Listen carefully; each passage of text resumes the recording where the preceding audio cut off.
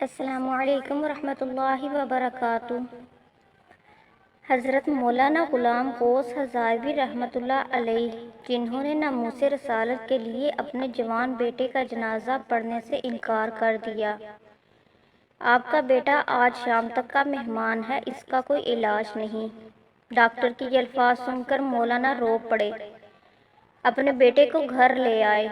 گھر میں کھڑے ہوئے اپنے بیٹے کی تیمارداری کر رہے تھے کہ دروازے پر دستک ہوئی۔ مولانا دروازے پر گئے، باہر ایک بوڑھے شخص کو کھڑے پایا۔ حضرت نے سلام و دعا کے بعد پوچھا، بابا جی خیریت سے آئے ہو؟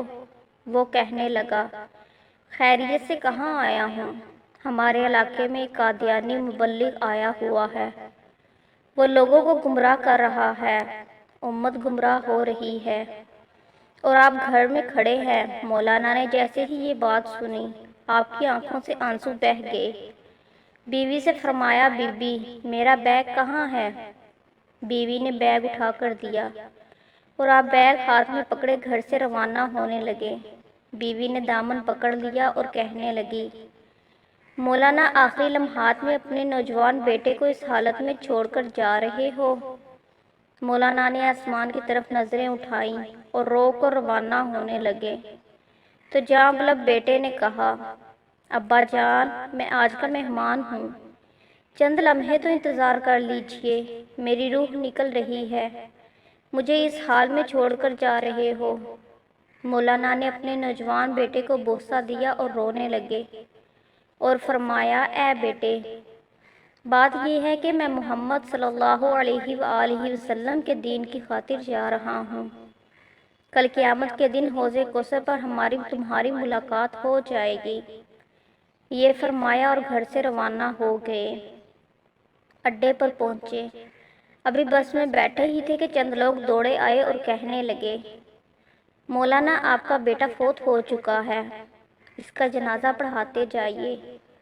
مولانا نے آسمان کی طرف نظریں اٹھائیں اور رو کر فرمانے لگے، جنازہ پڑھانا فرض کفایہ ہے اور امت محمدیہ کو گمراہی سے بچانا فرض عین ہے۔ فرض عین کو چھوڑ کر فرض کفایہ کی طرف نہیں جا سکتا۔ پھر وہاں سے روانہ ہو گئے۔ اس علاقے میں پہنچے، اللہ تعالیٰ نے کامیابی عطا کی، وہ قادیانی مبلغ بھاگ گیا۔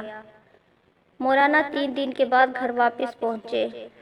بیوی قدموں میں گر گئی اور رو رو کر کہنے لگی، مولانا جب آپ جا رہے تھے تو بیٹا آپ کی راہ تکتا رہا اور کہتا رہا، جب ابا جان واپس آئیں تو انہیں میرا سلام عرض کر دینا۔ مولانا نے جب یہ سنا تو فوراً اپنے بیٹے کی قبر پر گئے اور دعا مانگنے لگے، اے اللہ ختم نبوت کے وسیلے سے میرے بیٹے کی قبر کو جنت کا باغ بنا دے۔ مولانا دعا مانگ کر گھر واپس آئے تو رات بیٹے کو خواب میں دیکھا۔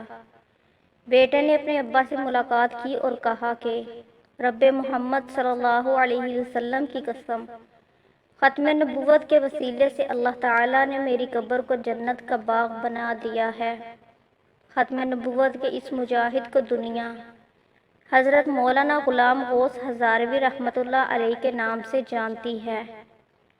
ایسے تھے ختم نبوت کے مجاہد عظیم، جنہوں نے ناموس رسالت کی خاطر اپنا سب کچھ قربان کر دیا۔